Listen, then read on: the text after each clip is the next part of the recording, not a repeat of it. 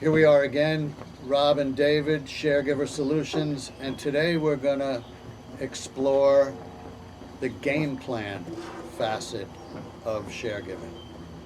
And we talked before about, before you get into the actual practical game plan, daily activities and everything else, you would naturally want to be as well informed as possible, which you certainly became. So talk a little about that. Right. Well, first of all, game plan, the basic idea of it is that you're taking on a role and a responsibility that can be, really hard, and many get. It is hard. Yeah, many get thrust. Yeah, many get thrust into it without preparation. They don't really think it through, but they're in it. And one of the things that I think we both know is that to the extent you can have a plan, whatever it is, and we have plenty of experience in sport when you're going into a game, having a game plan Sure. gives you a lot better chance of being successful. Particularly if you're an underdog. Correct. If you're fighting an uphill battle, in fact, to continue the metaphor, you may be, winless, playing an undefeated team. You may not necessarily expect to beat them, but you want to feel good about yourself. Yeah, go in with a plan at the end of the game. So it may be self-evident, but a lot of people don't have it, and they're either just trying to survive, every day. Yeah.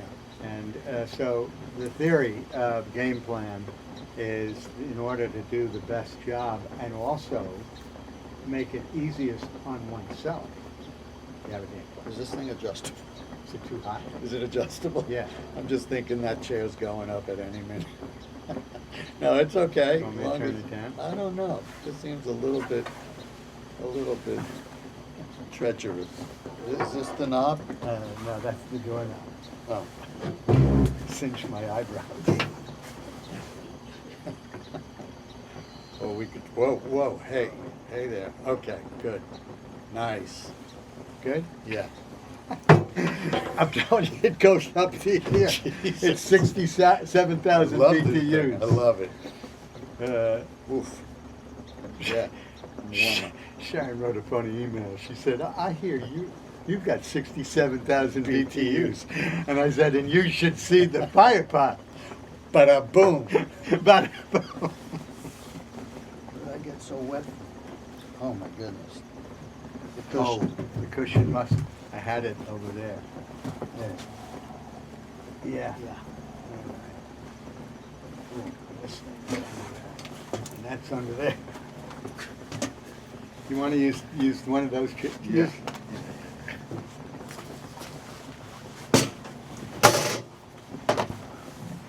Move this over.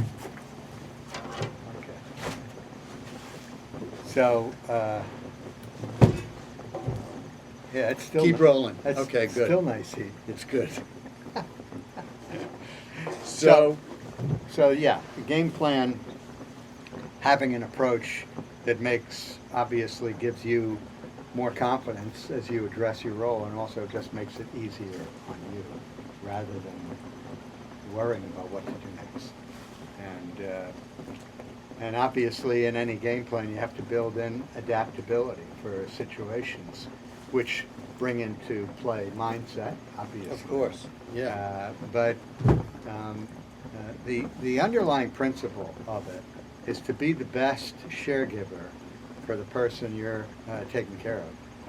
Not only do you need a game plan, but you have to be able to identify with it, and ideally to share the kind of activities and programming that you build in, so it makes it more interesting for you. And in fact, it just represents, again, a chance to grow and develop while you're doing something that could otherwise be, stupefying, as it is for many people. Well, I'm, kind of constantly reminded that all of it, the game plan, the mindset, is really correlates to where you are in the disease, where you are along the No doubt. path.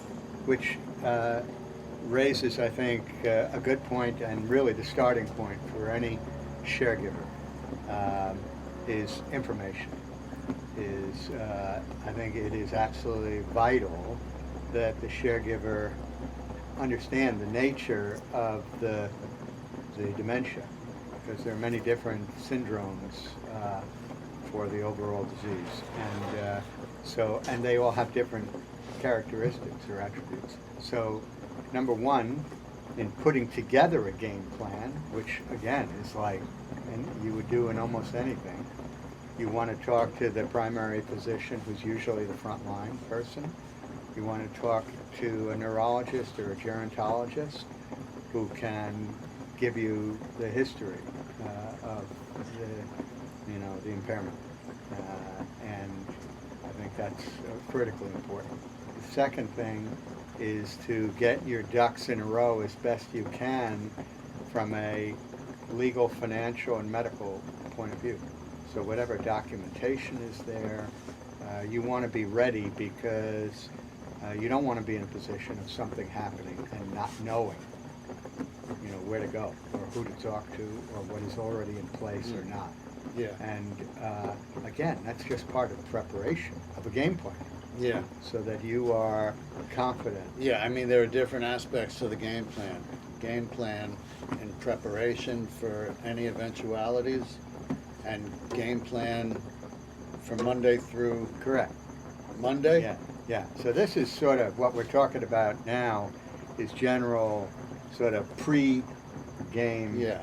diligence. I have to say, particularly in today's climate, I'm assuming there are a lot of people out there who don't even have access to neurologists and a whole medical team.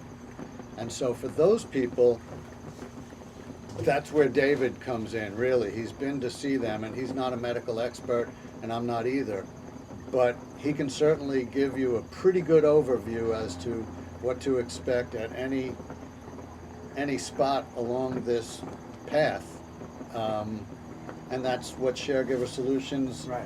is I would designed also to do say- as well. Yeah. But obviously, if you can get a qualified medical opinion, you Right. should. It would And be and helpful. we know that we would, I think, pretty safely assume that anybody has a primary care physician, because they get sick, and things happen. Yeah. So there's got to be Yeah. somebody that has I'm sure. taken care of them. That person either has referred them, and it'll all be in the record, to a neurologist, or could. Yeah. And with Medicare, I would say, if they haven't been, then that's the first thing you would want Yeah. to do. Now, all of this stuff is practical Yeah, knowledge. but this is the way you build up a game plan. Yeah. First and foremost on what you know or what you can find out. Second is in interacting with this person, and if it's a family member, you know something about them. But it obviously serves one well to find out what this person, maybe your spouse, in which case you'd have the clearest knowledge, or a parent, or a sibling, or somebody else that you're in charge of, what they are interested in, what they've been interested in. This not only, again, reflects your own mindset, because you're being very proactive, and you want to, at every step in this process, I think, exhibit a very positive frame of mind for the person you take care of. I mean, that's really important. Yeah. And part of that is by going through this kind of a process. We've talked about one of the activities that we see as potentially really valuable is creating a mini documentary about the life of this person. Well, here's where this comes into play. Sure. Where a caregiver would routinely, to the extent they can, interview or talk to other family Certainly members engage or them in the friends, process. and engage them in the process. That enables you to, again, inform your game plan Now, It also moves ahead to network, but we're not there yet. clearly. Yeah. And so you have mindset, network, game plan. They're all part of this share culture Yeah. that we're creating. So you want to learn as much as you can about what your partner in this is interested in. And relatedly, you want to identify those things and match them with your own interests, which is a real key ingredient to the success of caregiving, in my view, is to the extent that I, as a caregiver, am not just overseeing a daily Supervising schedule and Barbara's supervising activities. and saying, okay, Now it's time time for to do this. Yeah. It has to, ideally, it touches your own interests. Yeah, you should both not want it to end. Right. Not want it to end. Go deeper into it. And again, I mean, it's like a little tick. There comes a time, and you're at that time, when Barbara's interests have ceased to be, really. Correct. And so the game plan consists more of Barbara accompanying you Correct. in things you're interested in. And you know, we say this now and it seems self-evident, but what happens in 90% of the cases when a person is at an advanced stage like Barbara, doesn't really have interest to speak of, then the caregiver's really stuck because not really having conversation. Yeah. And Right, it's difficult So- to go from zero. right, so then what you're sharing is really your interest, but it is energizing, or it certainly occupies the space for the person you're caring. Occupies the space, and at that point, you're a partner, a teacher, a coach, Correct. a cheerleader. And you're a learner. Right. I mean, That's true. because let's say, as I think is the case, I mean, if you ask me, just as a general matter, what would be irreducible for your quality of life? If you had to name a couple of things you couldn't, Deal breakers. that you need to have, your favorite things, I would say my library and my garden. Bingo. I could do really well. Just give me those two things. And they happen. I mean, I've always thought a garden is the most fertile, not to use a pun, but loaded with activities and growth and the whole metaphor and the reality, Oliver Sacks says, particularly this garden yeah, here. right, Oliver Sacks says gardening and music are the two things that most directly and richly help neurologically. Those two things. I would imagine the characteristics of a library are very close behind. Exactly. Either I mean, and obviously Being that's read to, reading, exactly. storytelling. So, as a caregiver, you really get the blessing of caring for somebody and sharing that time and space where you can grow. I think, okay. Whoa, here come the ducks. The geese. The geese. Geese. Duck, duck, goose. Can you believe that? It's like they're all B-52s flying overhead.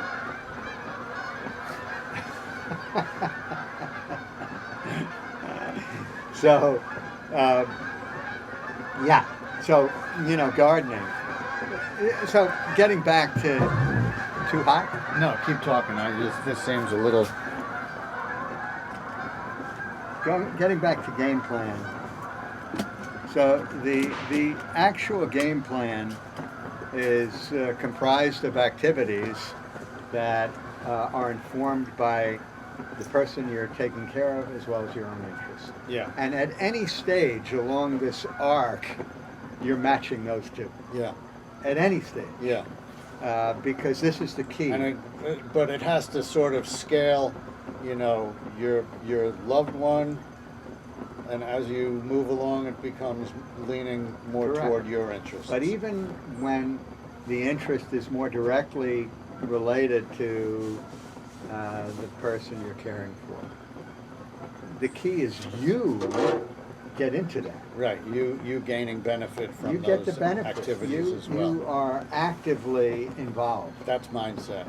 It's mindset. You have to engage, you have to, you have to be curious, and Yeah. you have to be enthusiastic. And again, we come down to, can enthusiasm be taught? Right. And my view is, if somebody understands the science here, that to the extent you engage, you are going to make it easier on yourself. You're going to feel better. Yeah. So you can't just say you should do this because it's the right thing to do. Right. No, you should do this because the science says that you're going to feel better and you're going to do better. We talking endorphins? Yeah, chlorophyll. Well, I think, in any endeavor, the more effective you are, Right, but yeah. the more you'll enjoy it. So you're Or vice suggesting versa. that not everybody Or vice is going to versa. embrace this, but I believe that they can and will when they understand what is actually happening, what it does. So then we're constructing a game plan. Now, my approach to it, has several aspects. Number one, every day I do a whiteboard that basically says in big letters, today is October 26, 2020, is Tuesday, October 26, 2020. Then I list basic activities during the course of the day. I do this as much for It's Barbara. actually the 27th. Is it the 27th? Oh God, election is in 7 days. Yes, it is. So I do this for Barbara because whether she even understands it, she reads it every day. She goes to it, puzzles over it, this schedule. So the schedule is important for both sides, caregiver and patient. The second thing that I always do, which is really important, and I'll give my own example. Music is unbelievable filler. And over the course of the day, I've asked Christina, who I'm fortunate enough to have as a caregiver for about 30 hours a week, which is really a blessing that not everybody can do.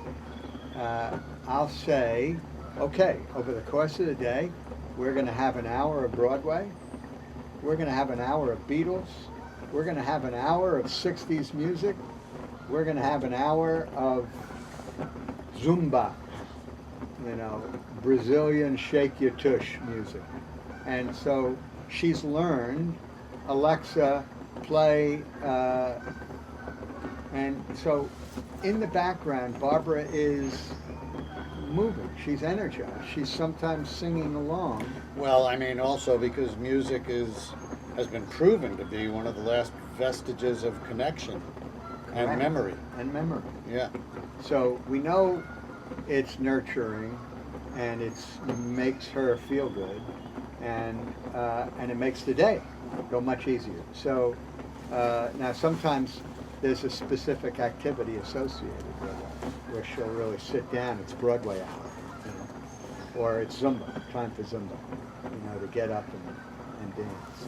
But so I would say, number one thing I've found is create an environment that is rich, and music is the best way to do that. The other thing is not to stack too many activities in a given day, because somebody with dementia will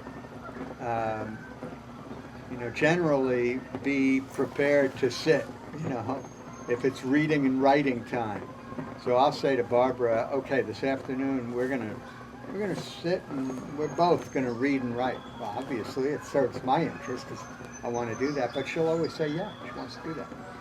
So we're playing music and we're reading. And that's often an afternoon activity.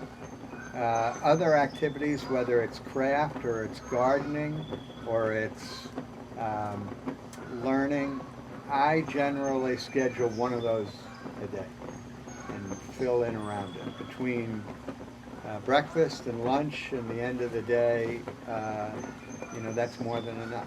And are meals a team effort as much as Can they be. Can be. Again, as in Barbara's case, it used to be that she would make the salad, and toss it and apply the dressing. Baking, she loved doing cookies and things like that. Not now. Yeah, she was a hell of a cookie maker. Yeah, not now. Mm. And so I do it. But, I have her participate. Right now, she doesn't really make the salad. She eats it before it's time. But but you try to involve her. And, and these different activities, as we will share, we probably have 7 or 8 activities that over the course of the week we want to touch on. Learning is one, even if it's with, the most rudimentary things of space retrieval, or it's writing 1, 2, 3, 4, or ABC, or looking at pictures of iconic images of celebrities and this and that. These are things that, are interesting. She always wants to do it. Well, these are also things that Sharegiver Solutions will encourage, and as you mentioned before, videos, family films, Correct. home movies, old photos. Photos. Wedding albums. We could do photos and wedding albums every day. Yeah, and that's something that's pretty universal. Correct. And very useful, I know. And you can, probably, as you say, do it as often as you like, and it's still engaging and Correct. engrossing. And another thing that we do twice a week, and we pay for it, it's having a fitness person come, but it's really basic. It's really dancing around. It's doing some push-ups off the counter, and Barbara has any number of friends that would come and do it with Barbara, twice a week. And if I didn't, have Mary Tower coming, I have somebody else. But Barbara knows that Monday morning at 9, I say, Mary's coming this morning to work out. She's happy. She's excited. And Friday at 1:30, Mary's coming. So fitness is a huge deal. And it occurs to me now that because some of her friends come and join in the class, that they would come, wouldn't charge. This Right. would be Sure. fantastic. Yeah. And they all know every routine, and they just plug in the music and they'd be dancing around. So I would say fitness is a huge deal. Socializing. Including walking? Including You walking. have walking paths. Including galore. walking around in the garden. Yeah. When we walk in the garden, I'm not that successful. We walk and we have different stones and this and that. We try to do, stretches and this and that. But, again, thinking about game plan, and I have along the right side of my game board things that I want to make sure to cover, if not every day, during the week, which is fitness, which is diet, which is social, which is intellectual, which may at the end of the day just be watching a movie on TV, but it's engaging somehow. Well, you still, you involve reading Yeah, to a large extent. yeah. Even though I don't think Barbara's reading for, gaining a lot, but she reads and she marks up the books, including my favorite ones. I'm And sure sometimes rips off the introduction. But yeah, so sometimes hides it in the oven. hides it in the oven. Yeah. Today, couldn't find my car keys. Mm. And as soon as Christina came over, she went right into the guest bathroom, and there they were. Christina did? Christina Yeah. did. Well, that's on you. You got to keep your keys close. Yeah, they were in the car. I mean, you're not great with keys anyway. They were in the car, damn it. So constructing the game plan, not overloading it, having key fillers, and touching all of the things that, by the way, are all part of the science of preventing dementia for those of us that are healthy, especially that are young, Mind, which is body. diet, which is fitness, which is managing stress, which is promoting neural growth, and finally getting restful sleep, which is the worst thing, the hardest for me. Although I think my sleep is restful, it's just not a lot. Yeah. But those things I always list. It's a tough time to sleep right now, these It days. is. I'm sleeping. I'm just getting up early, but I'm sleeping. I'm not sleeping the way I'd like Yeah. to. Yeah. There are concerns out there. Social and spiritual. So meditation. Meditation is something that you can try. In Barbara's case, sometimes she's ready. We'll put on Tara Brach guided meditation for free, and we'll do that in the morning. So you can create really a rich calendar that is informed by irreducible elements that are important for anyone, as well as matching interests that your partner might have or you might have, and again, depending on where you are in the spectrum of impairment. But it's possible. In fact, it is crucial to develop a great game plan that is exciting to you. And so the game plan consists in those areas of activities which feed those areas: intellectual, physical, Correct. Nutritional, spiritual, social, and cognitive. yeah. And actually, with Barbara, whether or not, again, it's meaningful, I have those listed on the side, and they never change. So we match them Right. to what we're doing, which she's fascinated by. Which is not to diminish it. And as you know, Barbara was a very smart, able person. She doesn't necessarily know, but she loves that we're doing it. And she recognizes somehow. And I would imagine it's difficult for you or anyone to know exactly what she knows. Correct. She may know more than you think. Yeah, and episodically she does. Unfortunately, it's those times when she becomes sad. And she'll cry. Because she knows what she she'll doesn't know. wish she were gone. Yeah. And nobody wants her. Yeah. And she can't do anything. These are things that she'll say. And that's probably when you put on the Beatles. Correct. Or give her a hug. And- or both. Or both. And it's amazing that music will do that. Conversely, we can have the Beatles on and she's singing and dancing, and then in the next moment I can look and she's crying. Gross. So, Yeah. but, I think as we go forward, we can go into each of these activities, whether it's constructing a documentary about your loved one, whether it's setting up a learning exercises that can be interesting and fun, whether it's breaking down a craft-based activity like gardening, and what you do year-round, especially gardening is inside. Well, you take it outside, you take it inside, or you do certain things that are really discreet by square foot gardening or container gardening or all these things. And they're all things that, if you're a gardener, you're interested in all of them anyway. But so that's the way we see it. And as you indicated before, they're all related, because mindset is really behind all of this, your own. It's also a mindset that you want to teach and coach other people, because you will feel the imperative to do that if caregiving is working. You want to share your knowledge. You want to share with young people that don't realize that, well, this is underway and they can prevent this if they act now. You want to share with friends and family that want to help.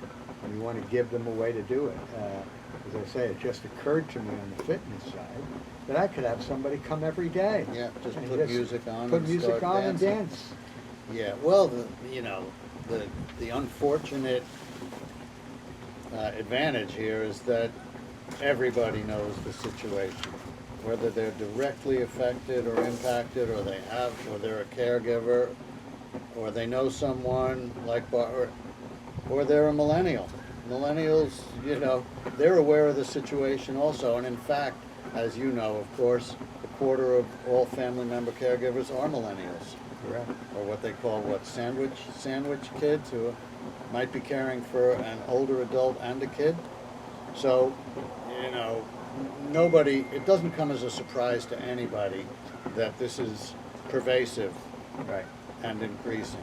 And part of what we want to do in terms of the game plan, and what I think, helps distinguish Sharegiver from a lot of other organizations, is that in addition to the emotional support and the networks and all the information we hope to help provide and experts that we'll present, is a practical game plan. And as you say, we're looking for a platform that will enable the Sharegiver to select activities on a weekly basis, a monthly basis, and set up a daily grid, Right. a week at a glance, And- whatever it is. All of which, again, mindset. If I have a growth mindset, then everything that I do, just if I have it in my life, Yeah, not just as a caregiver, Sure. but as a human being, if I have a growth mindset, then everything represents an opportunity to grow, to feed my curiosity, to develop skills and interests, and which should be, lifelong. There's one other thing that we didn't mention that's part of Gameplan, which I think really requires a lot more exploration for the benefit of our audience, and I'm learning about it more and more, which is for the caregiver having a game plan for me as the caregiver of yeah, in discharging this role, I'm also living my own life. And therefore, I have to think about how I can nourish that life independent of this role. yeah. And that's hard for a lot of people. I mean, some are living, split lives, as you said. They're taking care of their own families, or they're trying to pursue a career while they are being a caregiver, Yeah. which is incredibly challenging. Again, it relates to mindset of the way you integrate all of that and think about it.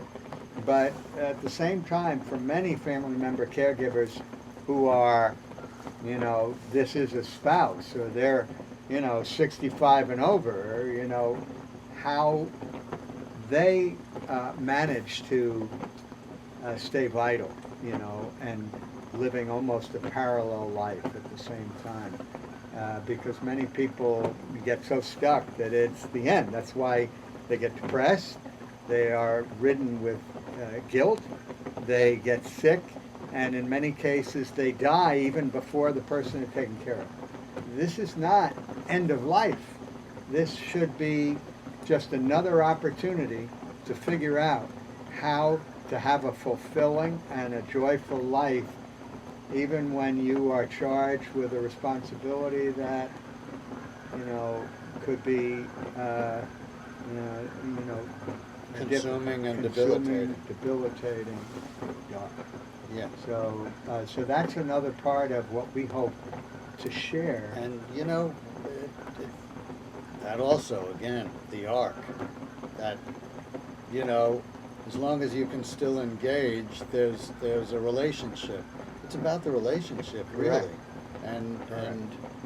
your daughters they're largely responsible for a lot of this, and having pointed out that the relationship with their mother is essentially non-existent, but the relationship with you becomes that much more critical, and they're the ones that demanded you look after Sure. yourself. Yeah. They said, for all of your game planning and strategizing, think about, your own life. You. Yeah, you. Yeah. And you got a lot of mileage. So not only have our permission, we are urging you to figure out how you do both. Yeah. How to be as effective and empathetic a caregiver as you can be and keep yourself happy at the same time. Yeah. So, more to come, but that's a basic approach to Gameplan. Yeah. Sounds good. Yeah.